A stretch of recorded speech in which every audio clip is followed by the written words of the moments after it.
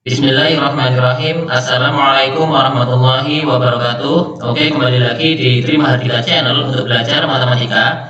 Dan pada kesempatan kali ini kita masih akan membahas tentang soal KSMMI Matematika Terintegrasi, dan kali ini adalah KSMMI tahun 2023, yang mana ini adalah soal uji coba yang kemarin muncul pada hari Jumat tanggal 7 Juli 2023. Oke, perlu diketahui bahwa soal-soal uji coba KSMMI 2023 ini ternyata banyak sekali soal yang sama dengan pembahasan saya di soal KSMMI tahun 2021. Baik, langsung saja kita buka soalnya. Pak Rojak, Pak Amin, dan Pak Rahmat merupakan peternak kambing yang cukup sukses. Selisih ternak Pak Rojak dan Pak Amin dibandingkan dengan selisih ternak Pak Rojak dan Pak Rahmat adalah 2:1. Banyak ternak Pak Rojak adalah 3 kali ternak Pak Amin dikurangi 4 kali ternak Pak Rahmat. Seluruh ternak mereka telah mencapai haul, dan banyak ternak Pak Rojak merupakan batas minimal diharuskan mengeluarkan zakat. Pernyataan berikut ini yang benar adalah: apakah A. Zakat Pak Rojak lebih sedikit daripada zakat Pak Amin? B. Zakat Pak Amin lebih banyak daripada zakat Pak Rahmat? C. Zakat Pak Rojak lebih banyak daripada zakat Pak Rahmat? Ataukah D. Zakat ketiganya sama banyak? Oke, bagi kalian yang baru menemukan channel ini, silahkan untuk like, comment, share, dan juga subscribe agar nantinya tidak ketinggalan materi-materi yang lain di video selanjutnya. Untuk menyelesaikan soal sejenis ini, kita misalkan dulu di sini ada 3 nama ya, Pak Rojak, Pak Amin, dan Pak Rahmat. Kita misalkan menjadi sebuah huruf masing-masing inisial ya. Jadi di sini ada R Rojak, ada R Rahmat, maka yang Rojak ini kita misalkan sebagai J ya. Jadi kita misalkan bahwa Pak Rojak itu J, Pak Amin adalah A, dan Pak Rahmat adalah R. Lalu informasi apa saja yang kita dapat dari soal ini? Yang pertama adalah ini ada kalimat seluruh ternak mereka telah mencapai haul, dan banyak ternak Pak Rojak merupakan batas minimal diharuskan mengeluarkan zakat. Artinya ternak Pak Rojak di sini adalah batas minimal. Artinya ternak Pak Rojak ini adalah yang paling sedikit. Selisih ternak Pak Rojak dan Pak Amin dibandingkan dengan selisih ternak Pak Rojak dan Pak Rahmat adalah 2:1. Sehingga kita bisa tulis seperti ini: banyak ternak Pak Amin dikurangi Pak Rojak dibanding dengan banyak ternak Pak Rahmat dikurangi Pak Rojak itu sama dengan 2:1 ya. Kenapa A dikurangi J bukan J dikurangi A? Itu karena ternak Pak Rojak adalah batas minimal, artinya punya Pak Rojak adalah yang paling sedikit. Lalu apalagi yang dapat kita peroleh informasi dari soal ini? Bahwa ternak Pak Rojak adalah 3 kali ternak Pak Amin dikurangi 4 kali ternak Pak Rahmat. Bisa kita tulis bahwa J itu sama dengan 3 kali A dikurangi 4 kali R.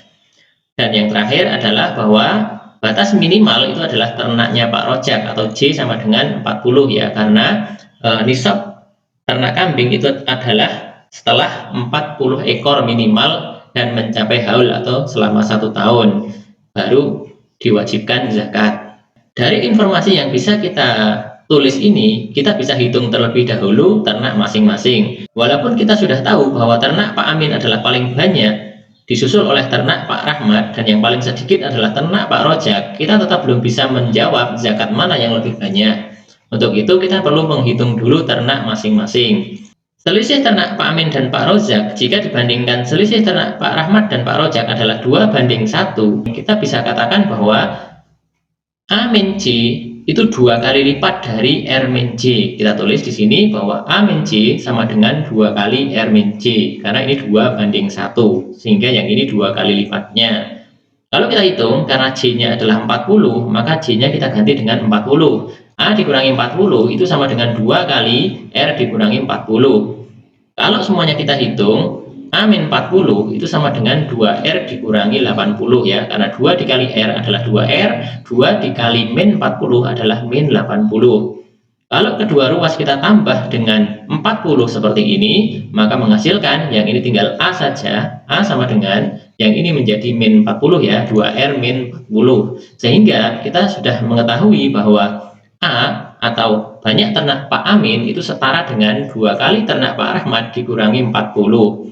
Oke, kita berhenti di sini dulu, lalu kita menuju ke persamaan yang kedua, yang mana ternak Pak Rojak itu merupakan 3 kali ternak Pak Amin dikurangi 4 kali ternak Pak Rahmat. Kita tulis di sini, J sama dengan 3A dikurangi 4R, sedangkan A itu sama dengan 2R min 40. Maka A ini kita ganti dengan 2R min 40, sehingga 40 itu sama dengan J ini kan 40 ya, J-nya kan 40, maka 3 kali A itu sama dengan 3 kali 2R min 40 dikurangi lagi dengan 4R. Kalau kita buka kurungnya atau kita kalikan, 40 itu sama dengan 6R dikurangi 120 dikurangi 4R ya. 3 dikali 2R sama dengan 6R, 3 dikali min 40 sama dengan min 120, dan min 4R-nya ini tidak berubah. Kalau sudah seperti ini, 6R dikurangi 4R itu kan 2R ya, sehingga menjadi 40 sama dengan 2R dikurangi 120. Kalau kedua ruas ini kemudian kita tambah dengan 120 seperti ini, yang sebelah kiri menjadi 160, yang kanan menjadi 2R saja, karena min 120 ditambah 120 itu habis ya, atau 0. 160 sama dengan 2R, sehingga nilai dari 2R ini bisa kita ganti dengan 160 nantinya. Tapi kita selesaikan dulu yang ini. Kalau 2R itu 160, berarti R sama dengan 80. Nah, sekarang kita sudah tahu J atau ternak Pak Rojak itu 40 ekor, ternak Pak Rahmat itu 80 ekor. Nah, A-nya berapa? Ternaknya Pak Amin. Ya, A sama dengan 2R dikurangi 40, sehingga 2R ini kita ganti dengan 160. 2R itu kan 160 ya, sehingga menjadi sama dengan 160 dikurangi 40, itu sama dengan 120 ekor. Jadi, kita sudah mengetahui banyak ternak ketiganya, yaitu J 40, A 120, dan R 80. Jadi, kita sudah tahu bahwa banyak ternak masing-masing, itu ternak Pak Rojak 40 ekor, ternak Pak Amin adalah 120 ekor, dan ternak Pak Rahmat adalah 80 ekor. Dengan jumlah yang berbeda-beda ini, apakah kita sudah bisa menjawab zakat mana yang lebih banyak? Tentu belum bisa ya. Perhatikan penjelasan ini. Dari hadis Anas bin Malik mengenai surat yang ditulis Abu Bakar tentang zakat, yaitu mengenai zakat pada kambing yang digembalakan dan diternakkan, jika telah mencapai 40-120 ekor dikenai zakat 1 ekor kambing. Tentu ada aturannya, yang mana untuk nisab 40-120 ekor itu zakatnya 1 kambing. 121 ekor sampai 200 ekor itu zakatnya 2 kambing. Mulai 201 ekor sampai 300 ekor itu zakatnya 3 kambing, dan seterusnya 301 ekor ke atas. Setiap kelipatan 100 bertambah 1 kambing sebagai wajib zakat. Nah, dari ketentuan ini sudah jelas ya bahwa jumlah kambing 40 ekor sampai dengan 120 ekor itu zakatnya sama, yaitu seekor kambing. Jadi, dalam hal ini tentu jawaban yang benar adalah yang D. Zakat ketiganya sama banyak. Oke, cukup jelas ya untuk yang ini. Kita lanjut ke soal yang kedua. Fuad memutuskan untuk melakukan puasa Daud dan mengikuti les karate mulai tanggal 12 Syawal 1442 Hijriah sampai dengan 16 Jumadil Awal 1443 Hijriah. Selanjutnya, les karate akan dilakukan setiap 3 hari sekali. Jika 1 bulan sama dengan 30 hari, berapa kali Fuad berpuasa pada saat berlatih karate selama kurun waktu tersebut? Apakah A 28, B 29, C 35, atau D 36? Oke ya, untuk menyelesaikan soal seperti ini, yang harus kita tahu pertama adalah banyaknya hari ya. Banyaknya hari mulai tanggal 12 Syawal 1442 Hijriah ini sampai dengan 16 Jumadil Awal 1443 Hijriah itu ada berapa hari? Oke ya, kita mulai dari tahun 1442 Hijriah dulu, mulai Syawal ya, yaitu mulai Syawal, Dzulqa'dah, dan Zulhijjah. Nah, itu lalu dilanjutkan dengan tahun baru 1443 Hijriah ya, tentu saja dimulai dari Muharram, Syafar, Rabiul Awal, Rabiul Akhir, dan Jumadil Awal.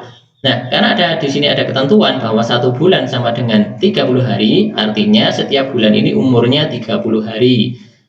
Kecuali untuk bulan pertama dan bulan terakhir ya, karena Syawal ini dikatakan di sana mulainya tanggal 12. Mulai dari tanggal 12 sampai 30 Syawal tentu ada 19 hari. Sedangkan mulai bulan Dzulqa'dah sampai dengan Rabiul Akhir ini totalnya semuanya masing-masing 30 hari semua.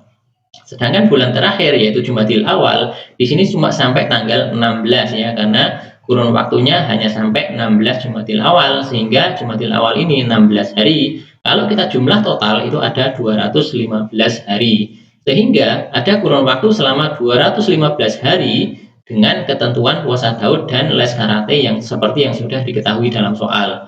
Jadi kita tulis mulai hari ke-1 sampai hari ke-215.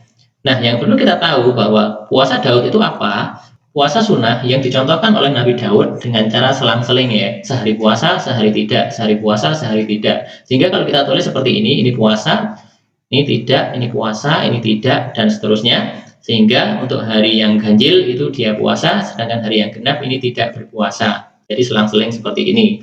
Nah, pada hari pertama ternyata Fuad ini melakukan puasa sekaligus latihan karate, sehingga di sini kita tulis K ya. Di sini hari pertama dia P sekaligus K, maksudnya puasa sekaligus les karate ya.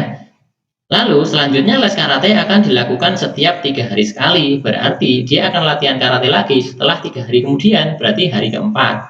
Lalu dilanjutkan lagi hari ke-7 dan seterusnya setiap bertambah 3 hari seperti itu ya. Tapi yang ditanyakan di sini, berapa kali Fuad berpuasa pada saat berlatih karate selama kurun waktu tersebut? Maksudnya pada hari apa saja atau berapa kali dia puasa sekaligus les karate? Berarti kita cukup mencari yang P sekaligus K seperti ini, yaitu hari pertama, hari ke-7, dan seterusnya. Itu polanya selalu bertambah 6 hari. Begitu ya. Bagaimana cara menghitungnya? Jadi, di sini kan setiap 6 hari baru puasa sekali, 6 hari puasa sekali seperti itu, kecuali hari pertama ya. Hari pertama ini tidak perlu menunggu 6 hari dulu, tapi hari pertama langsung dia puasa sekaligus karate. Nanti 6 hari kemudian baru demikian lagi dan seterusnya. Sehingga hari pertama ini sudah dihitung 1, akan tetapi yang 214 hari tersisa itu tinggal dibagi 6, itu dapat berapa ya? Dengan kata lain, P dan K atau puasa dan karate itu adalah 214 dibagi 6, itu dapat berapa, kemudian ditambah 1. Jadi hari pertama ini ya, sehingga menjadi 35 itu ditambah 1 sama dengan 36. Dan apakah jawabannya 36? Perhatikan polanya, di sini hari ke-1, hari ke-7, hari ke-13, hari ke-19, dan seterusnya selalu bertambah 6. Kita tulis hari ke-1, ke-7, ke-13, 19, 25, 31, dan seterusnya selalu bertambah 6. Nah, di sini kalau kita lanjutkan semua, itu tentu nanti akan ada sebanyak 36. Nah, masalahnya di mana? Apakah 36 itu adalah jawabannya? Kita ingat kembali bahwa dalam Islam, kita harus tahu ya, bahwa dalam 1 tahun itu ada 5 hari yang diharamkan berpuasa, yaitu 1 Syawal ketika Idul Fitri, 10 Zulhijjah ketika Idul Adha, dan 3 hari Tasyrik, yaitu tanggal 11, 12, dan 13 Zulhijjah. Nah, di sini 1 Syawalnya tidak dilalui karena kurun waktunya dimulai dari 12 Syawal, sehingga 1 Syawal tidak terhitung. Akan tetapi dia masih akan melalui bulan Zulhijjah, yang mana pada bulan Zulhijjah ini ada 4 hari yang diharamkan berpuasa, yaitu tanggal 10, 11, 12, dan 13 Zulhijjah. Nah, kita cek sampai habis bulan Syawal dan Dzulqa'dah saja ini ada 49 hari ya, karena 19 ditambah 30 itu kan 49 hari. Sedangkan bulan Zulhijjah ini pada tanggal 10-nya berarti 49 ditambah 10 itu kan berarti 59 ya. 59 itu haram berpuasa. Demikian juga untuk hari ke-60, 61 dan 62 karena itu adalah hari tasriknya, yaitu tanggal 11, 12 dan 13 Zulhijjah itu adalah hari tasrik yang diharamkan berpuasa. Sehingga pada bulan Zulhijjah ini ada hari ke-59, hari ke-60, hari ke-61, dan hari ke-62 menurut pola ini itu adalah haram berpuasa. Nah, dari 4 hari itu mana yang dilalui oleh pola ini? Hari ke-1, ke-7, ke-13, 19, 25, 31, dan seterusnya itu kan selalu kelipatan 6 ditambah 1 ya. Itu kalau dilanjut itu diantaranya ada 55, 61, 67, 73 dan seterusnya, itu kelipatan 6 ditambah 1. Nah, tadi yang diharamkan berpuasa adalah hari ke-59, 60, 61 dan 62. Sementara yang ikut di pola ini adalah hari ke-61. Sehingga pada hari ke-61 ini kalaupun Fuad tetap latihan karate, tentu dia tidak akan puasa karena pada hari itu diharamkan berpuasa. Sehingga hari ke-61 ini kita coret. Sehingga yang seharusnya 36 hari, maka karena satu hari ini tidak berpuasa, maka jawabannya tentu saja yang C, 35. Oke ya, demikian semoga bisa dipahami. Jika sekiranya masih kurang bisa dimengerti, silahkan ditanyakan di kolom komentar ataupun diulang kembali video ini sehingga lebih mudah untuk dipahami. Oke, jangan lupa untuk selalu dukung channel pembelajaran ini dengan cara klik like, comment, share, dan juga subscribe agar nantinya channel ini bisa lebih berkembang lagi dan bermanfaat bagi banyak orang. Terima kasih sudah menyaksikan. Sampai ketemu lagi di video berikutnya. Tetap semangat. Assalamualaikum warahmatullahi wabarakatuh.